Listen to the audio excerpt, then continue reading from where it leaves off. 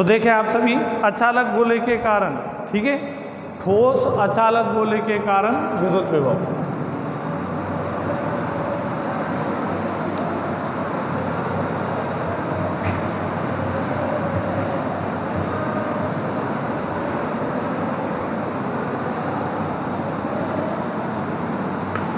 देखें आप सभी, नेक्स्ट टॉपिक लेते हैं, ठोस अचालक गोले के कारण विद्युत विभव।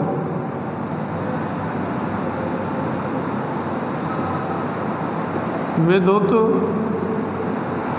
विभव ये समझिए।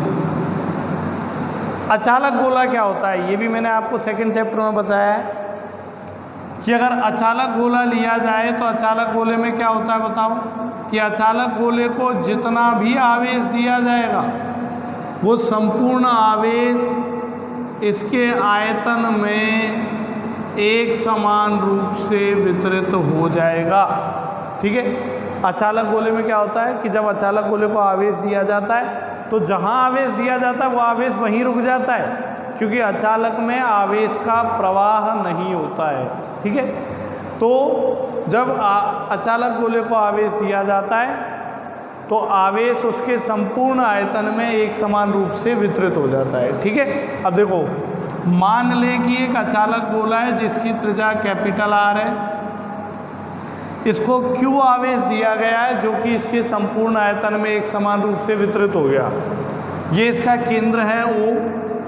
अब केंद्र से स्मॉल r दूरी पर कोई एक बिंदु है P जो कि गोले के बाहर स्थित है। केंद्र से स्मॉल r दूरी पर एक बिंदु है P जो कि गोले से बाहर स्थित है। तो इस बिंदु पर विद्युत विभव ज्ञात करना है। कैसे ज्ञात करें? पहला केस, गोले के बाहर r is greater than r। तो आपने पढ़ा होगा गाउस के नियम के अनुप्रयोग में कि गोले के बाहर विद्युत क्षेत्र की तीव्रता कितनी होती है अचालक गोले के बाहर, KQ/r², यही होगी। फिर वही विभव और विद्युत क्षेत्र में संबंध से, विभव और विद्युत क्षेत्र में संबंध से V बराबर माइनस इंटीग्रेशन ऑफ EdR अनंत से R। बोलो, हो गया है नहीं? तो आगे आओ, E का मान यही रखेंगे KQ/r²। KQ नियत राशि है, बाहर आ जाएगी तो 1/r², और 1/r² का समाकलन करते हैं तो -1/r, अनंत से R लिमिट लगाइए ना। पहले R लिख दिया इसकी जगह पे, फिर अनंत लिख दिया, 1/अनंत तो 0 हो गया, इसको गुणा किया तो वही आंसर आ गया KQ/r या V समानुपाती 1/r। मतलब अचालक गोले के बाहर विद्युत विभव का जो फॉर्मूला है वो वही होगा जो चालक गोले के बाहर विद्युत विभव का फॉर्मूला होता है। ऐसे ही गोले के पृष्ठ पे निकालें तो पृष्ठ पर किसी बिंदु पे निकालें तो P बिंदु को कहाँ मान लेंगे बताओ? पृष्ठ पर। तो पृष्ठ पे P बिंदु को यदि अपन मान लेते हैं तो स्मॉल r का मान कैपिटल R के बराबर हो जाता है। तो स्मॉल r और कैपिटल R बराबर, तो इस फॉर्मूले में स्मॉल r की जगह क्या रख देंगे बताओ? कैपिटल R रख देंगे। बोलो, रखेंगे या नहीं? तो इस फॉर्मूले में स्मॉल r की जगह कैपिटल R रख दिया तो ये आ गया गोले के पृष्ठ पर विभव। बोलो, आया है नहीं? तो ये भी, इसका फॉर्मूला भी वही हो गया जो चालक गोले में था। अब बात करते हैं गोले के अंदर। तो गोले के अंदर लेंगे तो इसका डायग्राम जो है वो मैं चेंज करता हूँ। ठीक है, ये आपको याद रखना है। बाहर ये वाला है व्युत्क्रमानुपाती, पृष्ठ पे इतना, और ये मिटा रहा हूँ। और गोले के अंदर देखते हैं तो ठोस अचालक गोले के अंदर विद्युत विभव कैसे ज्ञात करेंगे। अब तरीका देखना आप। इसके लिए डायग्राम भी मैं आपको चेंज करता हूँ, डायग्राम भी दूसरा बनाता हूँ ताकि आपको बेटर समझ में आए। थोड़ा सा टिपिकल रहेगा ये अंदर वाला केस। तो अंदर के लिए आप देखेंगे, थर्ड टॉपिक इधर ले लेता हूँ मैं, गोले के अंदर। और अंदर के लिए अपन जानते हैं कि स्मॉल r का मान कम होगा कैपिटल R से। देखो आप, ये मैंने ठोस अचालक गोला ले लिया। अब ये इसका केंद्र है, ये इसकी त्रिज्या हो गई R, और ये अंदर ही, इस गोले के अंदर ही r दूरी पर एक बिंदु ले लिया P।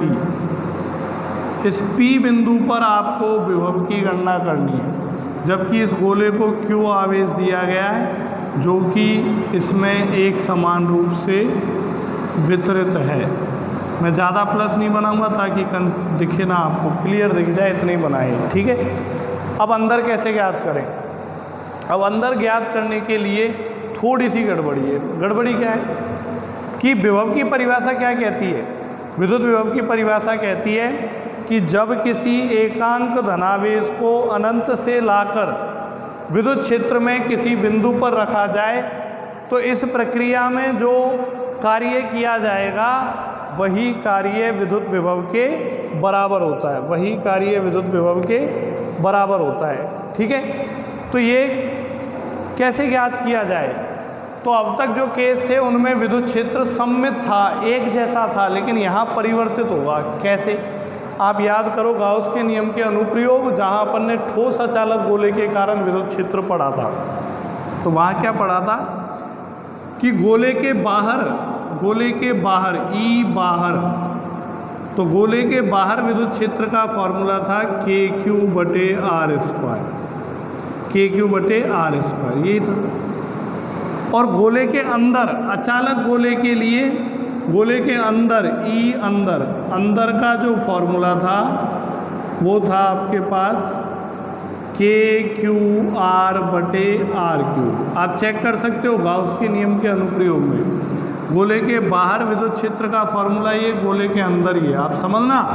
गोले के बाहर विद्युत क्षेत्र जो है वो दूरी के वर्ग के व्युत्क्रमानुपाती है, और गोले के अंदर जो विद्युत क्षेत्र है वो दूरी के समानुपाती है। तो दोनों में अलग अलग संबंध है।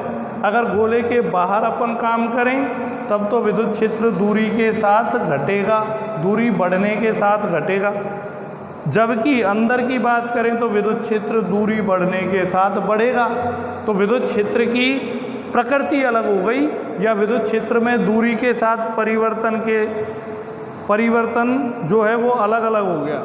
तो ऐसी समस्याओं को डायरेक्ट सॉल्व नहीं करेंगे। कैसे करेंगे? समझना कि सबसे पहले फॉर्मूला लगाएंगे विद्युत विभव और विद्युत क्षेत्र के संबंध से। यही होता है फॉर्मूला, विद्युत विभव और विद्युत क्षेत्र के संबंध से। अब दिक्कत ये आएगी कि यहाँ ई का मान क्या रखा जाए, ये रखा जाए या ये रखा जाए। अब आप कह रहे हो अंदर ज्ञात कर रहे हैं तो अंदर ये रख ले, नहीं रख सकते, क्योंकि आवेश को अनंत से लाया जाएगा और अनंत से लाकर P बिंदु पर रखा जाएगा। डेफिनेशन यही तो कहती है। तो जब अनंत से लेके आओगे तो कुछ समय के लिए तो ये बाहर, गोले के बाहर रहेगा, और कुछ समय के लिए गोले के अंदर रहेगा। तो दोनों जगह विद्युत क्षेत्र की प्रकृति बदलेगी फॉर्मूले के अनुसार। तो फिर कैसे हल किया जाए? तो हल देखना आप, मान लो अनंत से लेके आ रहे हैं किसी आवेश को इधर यहाँ तक, और फिर लेके जा रहे हैं P बिंदु पर, यहाँ रखेंगे ऐसे। तो इसको अलग अलग टुकड़ों में तोड़ेंगे। देखो यहाँ से और यहाँ तक, देखना आप, यहाँ से यहाँ तक, ये तो हो गया अनंत। इसको मूल बिंदु मान ले तो मूल बिंदु से इसकी दूरी हो गई अनंत, और मूल बिंदु से इस बिंदु की दूरी हो गई सॉरी त्रिज्या के बराबर। त्रिज्या मतलब R, कैपिटल R के बराबर, बोलो ये ना। और फिर ये P बिंदु की दूरी लगाओ यूँ, तो मूल बिंदु से P बिंदु की दूरी हो गई स्मॉल r।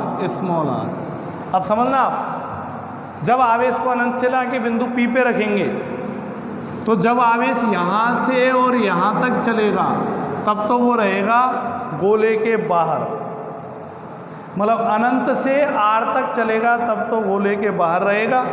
तो विद्युत क्षेत्र का कौन सा फॉर्मूला काम में लिया जाएगा? ये वाला।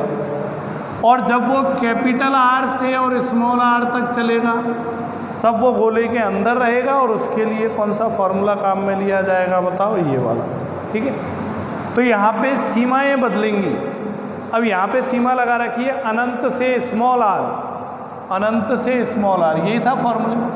लेकिन इस सीमा को दो टुकड़ों में तोड़ेंगे, अनंत से स्मॉल r पूरी लगा रखी है एक साथ, लेकिन इसको दो टुकड़ों में तोड़ेंगे। पहले तो लगाएंगे अनंत से कैपिटल R और फिर लगाएंगे R से R। तो विभव के लिए इसको दो टुकड़ों में तोड़ा माइनस अनंत से capital R E D R और प्लस एक बार और लगा देंगे माइनस अनंत से आर से small R E D R. समझ आया आपके? मैंने 2 बार लगाया इसी फॉर्मूले को और जोड़ दिया। पहले तो यहाँ से यहाँ तक का विभव निकाला और फिर यहाँ से यहाँ तक का निकाला और जोड़ दिया।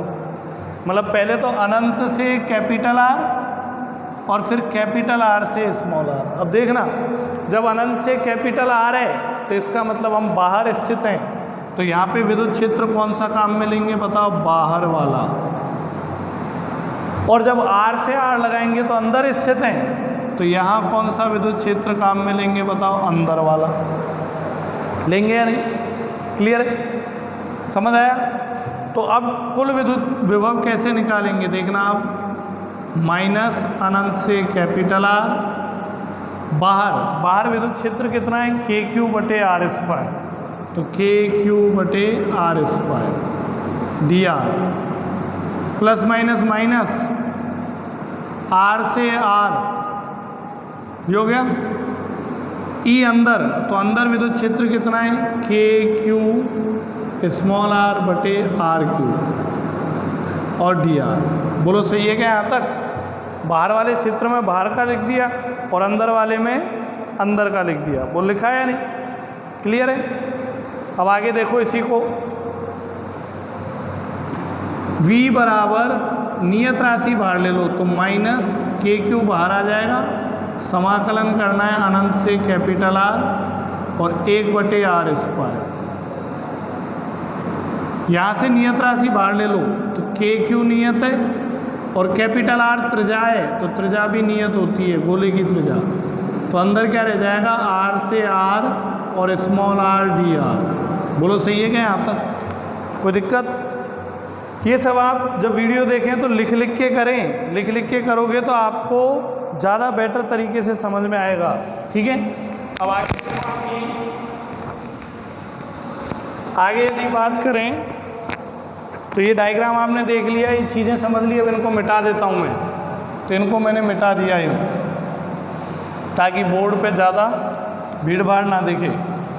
अब आगे हल करते हैं। v बराबर माइनस के क्यू 1 बटे आर स्क्वायर का समाकलन क्या बताया था? आर के सापेक्ष माइनस 1 बटे आर और अनंत से कैपिटल आर, सीमा लगा दी। फिर माइनस के क्यू बटे आर क्यूब, और यहाँ देखो आर का समाकलन करना है, आर का। तो x का समाकलन x के सापेक्ष कैसे करते हैं? x की घात n से x की घात n+1 बटे n+1, तो कितना आ जाएगा? x स्क्वायर बटे 2। सब सीखा है आपने 11th क्लास में। तो x का समाकलन हो जाएगा x स्क्वायर बटे 2, तो r का r के सापेक्ष हो जाएगा r स्क्वायर बटे 2। ठीक है? और कैपिटल R से स्मॉल r। सही है? तो v बराबर माइनस के क्यू, लिमिट लगाओ। पहले ऊपरी सीमा, तो -1 बटे कैपिटल आर, आर की जगह ये लिख देंगे। फिर माइनस लगाते हैं बीच में, फिर अब की बार अनंत लिख देंगे, तो -1 बटे अनंत माइनस के क्यू बटे, ये 2 तो नियत राशि, इसको तो बाहर लिख देता हूँ, तो 2r क्यूब। तो यहाँ क्या रह गया बताओ ब्रैकेट में? Are square. 2 को बाहर ले लिया तो आर स्क्वायर। आर स्क्वायर में पहले ऊपरी सीमा लगाएं, तो आर की जगह आर लिखेंगे तो ये आर स्क्वायर ही रहेगा। फिर माइनस, अब इसकी जगह निचली सीमा लगाएं, निम्न सीमा, तो कैपिटल आर स्क्वायर। 2 नहीं लिखा क्योंकि 2 को पहले ही बाहर लिख दिया था अपन ने। यहाँ तक क्लियर है? तो v बराबर माइनस के क्यू। अब देखना 1 बटे अनंत हो गया 0, तो ये तो 0, और -1 बटे आर को इससे गुणा करें तो के क्यू बटे कैपिटल आर, फिर माइनस के क्यू बटे 2r क्यूब और r square minus r square. सही? इसमें से कॉमन ले लें आप, तो कॉमन क्या आएगा?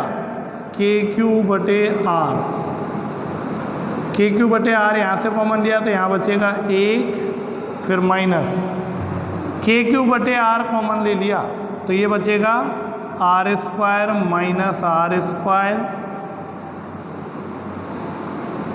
बटे में से एक आर तो कॉमन आ गया तो ये बचेगा 2r स्क्वायर। अब लघुत्तम लेके हल करें, के क्यू बटे आर, लघुत्तम लेंगे आप इसका 2r स्क्वायर तो हो जाएगा 2r स्क्वायर माइनस, अब चिन्ह बदल जाएंगे तो r square plus r square, ये जुड़ जाएंगे 2r स्क्वायर में आर स्क्वायर जोड़ेंगे तो 3r स्क्वायर, तो के क्यू बटे आर गुणा 3 capital r square minus small r square बटे 2r स्क्वायर हो गया। 2r स्क्वायर को इससे गुणा कर दो तो आपके पास जो विभव है वो विभव निकल के आया के क्यू बटे, इसको इससे गुणा करें तो 2r क्यूब और 3r square minus r square, तो ये विभव आ गया गोले के अंदर। तो ठोस अचालक गोले के अंदर विद्युत विभव का फॉर्मूला क्या होगा, के क्यू बटे 2r cube 3r square minus r square, जहाँ पे कैपिटल आर क्या है गोले की त्रिज्या और स्मॉल आर क्या है उस बिंदु की गोले से दूरी जिस बिंदु पर विद्युत विभव हमें ज्ञात करना है। ठीक है, अब इसमें एक चौथा केस और बनता है। चौथा केस क्या बनता है, फोर्थ केस आता है गोले के केंद्र पर, गोले के केंद्र पर, क्योंकि यहाँ अंदर भी विद्युत विभव दूरी के साथ बदल रहा है तो केंद्र पर कितना होगा, और केंद्र के लिए स्मॉल आर का मान 0 रखते हैं। क्यों रखते हैं आप समझ रहे हो ना, ये गोला है ये केंद्र है, अब ये जो P बिंदु लिया था इसकी दूरी r मानी थी, अब मैं कह रहा हूँ कि इस P बिंदु को केंद्र पे ही ले लो गोले के केंद्र पर, तो जब P बिंदु को इधर खिसका के और केंद्र पे रख दें तो r का मान घटता जाएगा और केंद्र पे जाके r का मान क्या हो जाएगा 0। तो गोले के केंद्र पर मतलब r का मान क्या हो गया 0, और केंद्र कहाँ होता है अंदर।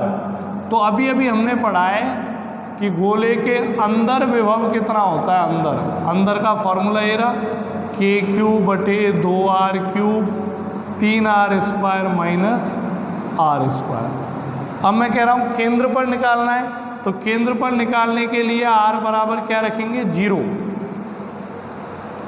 केंद्र कहाँ होता है, गोले के अंदर ही तो होता है, तो अंदर के लिए r बराबर 0 रखें। तो फिर केंद्र पर कितना आ जाएगा, केंद्र पे आ जाएगा के क्यू बटे 2r क्यूब गुणा 3r स्क्वायर, ये कैंसिल, तो केंद्र पे विभव आपके पास आ गया 3/2 के क्यू बटे r आ गया। तो ठोस अचालक गोले के केंद्र पे विभव होगा 3/2 के क्यू बटे r। अगर संबंध देखें पृष्ठ पर विभव के साथ तो कैसे देखेंगे, जो केंद्र पर विभव है वो 3/2 गुणा है किसका बताओ, पृष्ठ पर विभव का। बताओ, याद करो दूसरा केस, इसी में दूसरा केस क्या था, गोले के पृष्ठ पे विभव कितना होगा के क्यू बटे आर, 3/2 एक्स्ट्रा है, मतलब केंद्र पर विभव पृष्ठ पर विभव का 3/2 गुना होगा, केंद्र पर विभव पृष्ठ पे विभव का 3/2 गुना होगा। तो ये था ठोस अचालक गोले के कारण विद्युत विभव। रिटर्न प्रैक्टिस करें आप, कॉपी साथ लेके बैठे, रफ कॉपी, और लिख के करें इनको तो बेटर समझ में आएंगी। ठीक है, अब बात करेंगे अपन दूरी के साथ परिवर्तन ग्राफ। ठीक है, विभव और दूरी के बीच में परिवर्तन ग्राफ की। तो देखें आप सभी, ये तो मैंने ले लिया यहाँ पे विभव और ये ले लिया दूरी, वही 3 क्षेत्र बना लिए, बीच में ले लिया r बराबर r, इधर ले लिया r लेस देन r और इधर ले लिया r ग्रेटर देन r। ये तो हो गया अंदर, ये हो गया पृष्ठ पर और ये हो गया बाहर, और ये जो है ये बिंदु ये क्या कहलाता है, केंद्र। मूल बिंदु क्या हो रहे हैं, केंद्र, क्योंकि मूल बिंदु पे आर का मान क्या है, 0। केंद्र पे विभव निकालना तो आर का मान 0 होना चाहिए, तो आर का मान 0 कहाँ होगा, मूल बिंदु पे। तो मूल बिंदु किसको व्यक्त करता है, केंद्र को। अब बनाए ग्राफ, कैसे बनाएंगे, सबसे पहले पृष्ठ पे तो आपको ध्यान होना चाहिए, गोले के बाहर विभव निकाला था अपन ने, बाहर कितना आया था, KQ/R। पृष्ठ पे निकाला था, पृष्ठ पे आया था KQ/R। अंदर निकाला था, अंदर तो ये वाला आया था KQ/2R³ और 3R² - R²। और केंद्र पे निकाला था, केंद्र पे आया था ये वाला 3/2 KQ/R। इनके हिसाब से ग्राफ बनाएं, तो बनाओ। सबसे पहले लेते हैं पृष्ठ पे KQ/R, तो मान लेते हैं कि ये विभव कितना है, KQ/R, ठीक है ना। ये विभव कितना है, KQ/R। तो देखो ये पृष्ठ पे विभव हो गया आपके पास, R बराबर R पे विभव कितना हो गया बताओ, KQ/R, ठीक है, हुआ या नहीं। R बराबर R पे विभव हो गया KQ/R। अब बात करें बाहर विभव, तो बाहर जो विभव है वो दूरी के व्युत्क्रमानुपाती है। तो व्युत्क्रमानुपाती के लिए ग्राफ कैसा आता है, इस तरीके का, ये सिखाया आपको। तो गोले के बाहर विभव जो है वो दूरी बढ़ने के साथ घटेगा, तो ये ग्राफ आ गया V समानुपाती 1/R। अब बात करते हैं अपन केंद्र पर विभव। केंद्र पे विभव है 3/2, 3/2 को 1.5 लिख देते हैं, KQ/R, इतना ही तो है। और KQ/R क्या होता है, पृष्ठ पे विभव, मतलब पृष्ठ पे विभव का 1.5 गुना। केंद्र पे विभव कितना होगा, पृष्ठ पे विभव का 1.5 गुना, 1.5 गुना मतलब ज़्यादा। तो जैसे पृष्ठ पे विभव KQ/R है, तो केंद्र पे R बराबर 0 पे विभव क्या मिलेगा, 1.5 गुना इसका। 1.5 गुना मतलब 3/2 KQ/R हो गया 1.5 गुना। 1.5 गुना मतलब जैसे ये 100 वोल्ट है, तो ये कितना हो गया, पूरा 150 वोल्ट, 1.5 गुना हो गया ये। तो ये इससे ज़्यादा होगा, तो R बराबर 0 पे केंद्र पे विभव हो जाएगा 3/2R। अब देखना आप, गोले के बाहर जो है विभव उसके लिए ग्राफ आ गया, गोले के केंद्र पे विभव है उसका बिंदु पता है, और गोले के पृष्ठ पे विभव है उसका बिंदु पता है। तो केंद्र और पृष्ठ के बीच में जो क्षेत्र बचा वो क्या कहलाता है, गोले के अंदर। तो गोले के अंदर के लिए ग्राफ बनाए, तो अंदर के लिए ग्राफ कैसे बनाते हैं देखना। ये गोले के अंदर के लिए फॉर्मूला है, कौन सी राशियों के बीच में ग्राफ बना रहे हैं, विभव और दूरी V और r। तो ये तो चर राशियाँ हैं, बाकी सब अचर हैं, तो ये चर राशियाँ हैं। अब इन चर राशियों की घात देखो, V की अधिकतम घात कितनी है, 1, और r की अधिकतम घात कितनी है बताओ, 2। बोलो है नहीं, V की अधिकतम घात 1 और r की अधिकतम घात हो गई 2।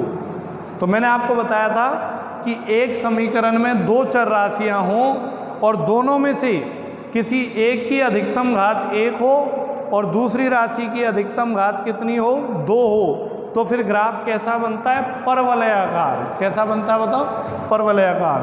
तो V और R के बीच में ग्राफ कैसा बनेगा, परवलयाकार। बोलो बनेगा या नहीं, ठीक है। तो ये तो पता लग गया, परवलय बनेंगे इस तरीके के, यूं यूं ऐसे।